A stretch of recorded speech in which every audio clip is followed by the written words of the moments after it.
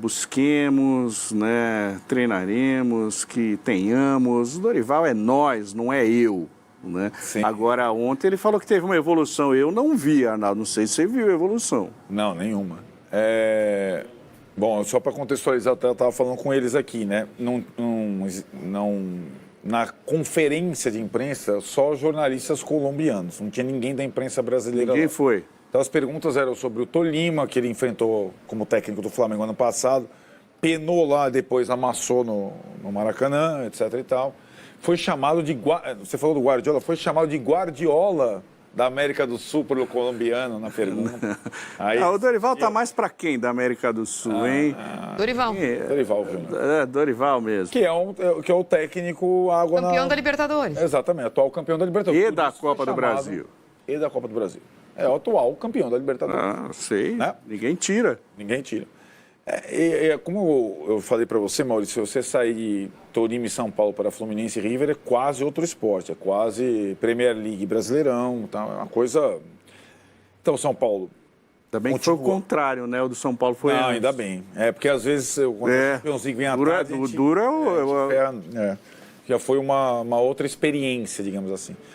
O time de São Paulo é muito fraco, do meio para frente, e sem o Caleri, sem o centroavante, fica... praticamente inofensivo, né? Então é muito complicado porque o Dorival não é exatamente um técnico como o Rogério que gosta de dominar a qualquer preço ou atacar a qualquer preço, mas ele também gosta do jogo. Todo time que ele dirigiu tem um trabalho com a bola. O time de São Paulo é fraco demais. As virtudes de São Paulo estão no meio para trás. Então, por exemplo, ontem a dupla de zaga era diferente. Jogou uma dupla de zaga em Curitiba, uma dupla de zaga no grama mais experiente, Alan Franco e Arboleda. Ali você não vai ter problema. Aliás, o Alan Franco protegido... E Rafinha. O Alan Franco jogou bem ontem. Era uma temeridade quando pintou na escalação. Aí quando você vai para a linha de frente, meio campo e frente, é uma pobreza completa, né? São alguns jogadores interessantes, nota 6. Nota 6. Então, Rato 6, Michel Araújo 6... Alisson 6, Marcos Paulo 6. Luciano 5 hoje, né? Então, então é um time muito pouco agressivo, né? Não tem... Curiosamente, perde essas duas chances que ele fica bravo. Quando entra o Juan, que é um centroavante da base, ele perde os 2 gols no final da partida contra o adversário muito fraco. Só físico, vive uma péssima fase. 13º no colombianão. E aí, assim, aí tem uma diferença, eu acho. Ele arriscou, ele flertou com a derrota e quebra de invencibilidade contra o Coritiba e flertou com a derrota e quebra de invencibilidade contra o Tolima, pelo nível frágil dos adversários. Não, mas flertou com a derrota? Não, flertou ao romper com aquele modelo que ele tem de um triângulo no meio de campo e uma maior proteção à sua defesa. Ele fez isso no início do segundo tempo dessa partida, quando ele tira o Gabriel Neves machucado e coloca o Rodrigo Nestor. Rodrigo Nestor não é volante. Cantilho não é volante. Atuesta não é volante. Não são volantes. Rodrigo Nestor divide o bloco do São Paulo em 2. E a pior coisa que o São Paulo pode fazer, porque o bloco da frente ele não vai compensar a desproteção do bloco de trás. A jogada mais bonita do jogo foi ele que fez. E aí deu contra-ataque quase gol do Tolima, né? Então esse é o jogo. Vira um jogo como foi o jogo do Curitiba. Só esse detalhe. Aí tem uma diferença básica de compreensão do resultado em relação ao Rogério.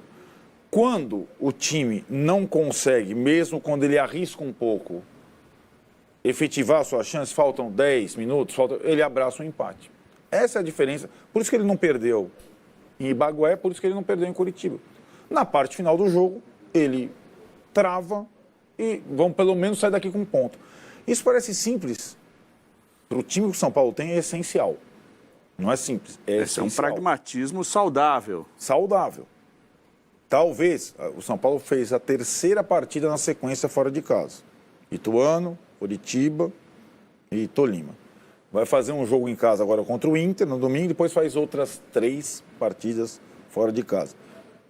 Fortaleza em Fortaleza, Corinthians e Sport, Copa do Brasil no Recife. Cara, é assim, se o São Paulo contra o Fortaleza, o Corinthians e o Sport, que são adversários melhores que o Tolima, sem comparação, trouxeram o mesmo resultado, é isso que ele precisa fazer. Contra o Inter em casa, ele vai tentar alguma cartada. Ele vai ter alguém de volta? O Caleri volta, né? Porque tava com uma... Só o Caleri. Os dos outros lá, aquela turma... Não, então, não... Igor Vinícius, Ferrarese, Wellington. Esse ano só no segundo semestre. Não dá para saber. Lá não sai... A turma que tem para voltar também não vai voltar e sair jogando, né? Pois é. É isso. É, os jogadores que ele tem e o revezamento que ele tem feito. Depois de tanto tempo parado, imagino que não volte, tirando alguns casos específicos, tipo o Caleri ficou com dengue, volta e joga. O resto... Ele perdeu os dois laterais titulares, né? É que, por exemplo, no banco ontem, ao menos para rechear o banco, no banco ontem tinha 2 jogadores no meio para frente. O Wellington Rato e o Juan, o menino. É isso. O cara não tinha... Não tinha o que fazer. Jogou sem centroavante. Então, de fato, o time é muito ruim, tecnicamente falando. E com uma queda... Só queria dizer, em termos de perspectiva de qualidade do seu jogo. A gente estava falando ali, quando eu li aqui o time do Corinthians, você achou bom. Agora, do São Paulo está difícil. Luciano, que deveria, né, se salvar, né, tem sido o pior do time. Por que o Luciano deveria se salvar? Porque ele é um jogador acima dessa média dos demais. É um ídolo da torcida, foi artilheiro do Campeonato Brasileiro em 2020, não fez uma temporada ruim o ano passado, só ficou atrás do Caleri em gols. Deram a 10 justamente por isso, que tem identidade. Não é 10. Ele passou 5 meses, 4 meses humano jogando de 10. Sim, ele não é mas 10? a 10 é simbólica, na verdade. Não, mas ele não jogou de atacante, jogou com o Rogério Ceni? Não, então, isso foi um grande erro. Então, também não dá para ele esteja no melhor da carreira dele se ele jogou fora da posição. Mas que ele tem sido pior, Marília. Então, mas enquanto ele jogou fora da posição, ele jogou, de fato ele jogou mal. Coloca o Caleri para jogar de zagueiro. Não, mas aí é muito radical. A Maria tem razão no seguinte ponto, Maurício. Eu acho que são... As coisas correm paralelas. Deixa eu só terminar. Acho que o que o Luciano sempre entregou para o time nunca foi técnica, foi raça. Então, eu não acho que ele seja acima da média. Eu acho que ele é um jogador... eu acho que é da média do São Paulo. Eu acho que ele é um jogador que... Eu acho que o São Paulo é um time que precisa disso. E, de fato, ele era um cara que vinha sendo mais definitivo. Mas ele estava jogando num lugar em que ele pode ser definitivo. Se ele joga atrás do Nestor, aí fica difícil. Não, ontem, por exemplo... De forma paralela. Ele não vive boa fase. A praga da camisa 10 é tipo a do Gabigol, né, que viu a pior fase dele. É como se desse a 10 para o Yuri Alberto também, ainda bem que não deram para o Corinthians, senão... Nos dois casos, eles dão-se uma responsabilidade. Não dá para ninguém, a única partida em 2023 que o Luciano jogou como segundo atacante ao lado do Caleri, contra o América, estreia do Dorival, ele fez o gol do 1-0. Isso é importante frisar também, porque depois o Caleri ficou com dengue e ele está jogando com Marcos Paulo numa tentativa de dupla. Então, também tem isso, né? Ele... Na posição que ele rende mais, ele jogou uma vez só nessa temporada. Tem isso também.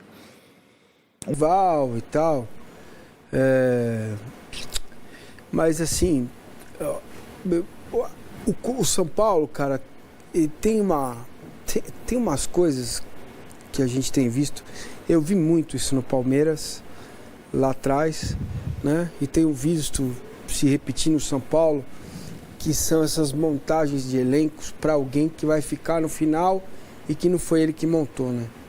Então, assim, o trabalho do Dorival é de bombeiro, não é um trabalho de construção de nada.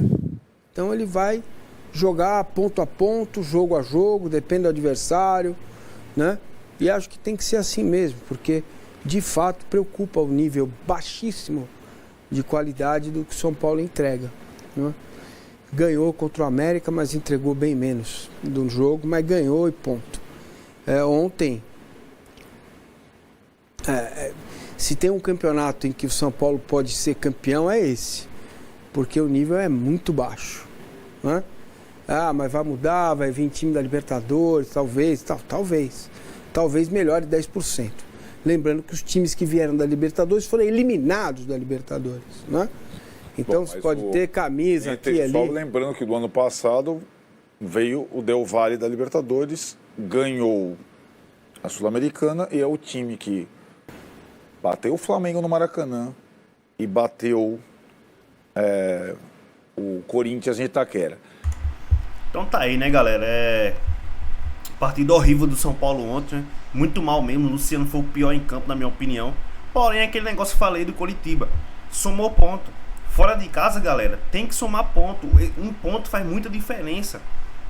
Um ponto faz muita diferença. É o que eu falei. Se o São Paulo tivesse empatado com o Botafogo também, já tava com 5 pontos. Entende? Né? Então, esse empate contra o Tolima, o São Paulo vai para se classificar em primeiro nesse grupo lá. São Paulo vai vencer o Tolima no Morumbi, vai vencer o Tigre no Morumbi e provavelmente vença o Puerto Cabello também fora de casa também. Eu acho que o São Paulo vai se classificar, né, no grupo em primeiro com 3 vitórias seguidas. Na minha opinião, só vai acontecer isso.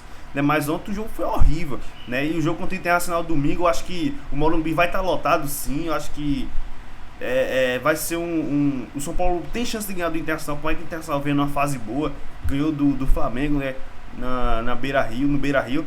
Porém, São Paulo vai jogar no Morumbi lotado e assim, montando um esquema direitinho, o Dorival ali, dá pra arrancar aquela vitória na marra também, 1-0, 2-1. Essa é a minha opinião, não sei a de vocês, né? Então comenta a opinião de vocês sobre o jogo de ontem e o que esperar do São Paulo contra o Internacional no Morumbi, valeu? Todos os créditos aí pra Band Esporte, link na descrição da Band Esporte aí, galera. Programa G4 aí.